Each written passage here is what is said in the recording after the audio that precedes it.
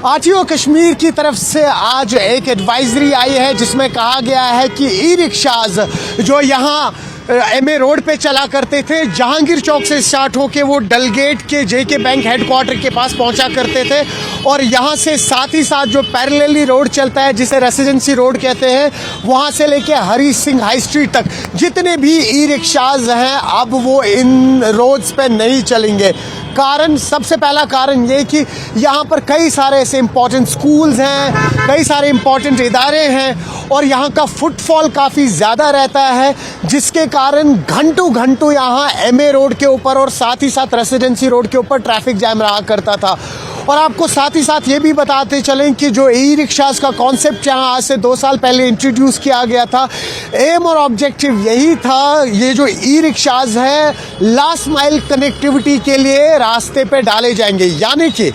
कई सारी ऐसी बसेस या टैक्सी मैक्सीज जो आपको आपके घर के बाहर छोड़ती है, लेकिन उसके बाद करीबन 1 किलोमीटर 1.5 किलोमीटर आपको अंदर जाना पड़ता है, उसके लिए ये ई रिक्शाज इंट्रोड्यूस किए गए थे। लेकिन फिर ये ई रिक्शाज न सिर्फ एमए रोड और रेसिडेंसी रोड पे चलने लगे बल्कि नेशनल हाईवे पे भी चलने लगे, जिसके कारण हमने देखा पिछले साल कई सारे ई रिक्शाज का एक्सीडेंट भी हुआ था। और आज अब आरटीओ की तरफ से एक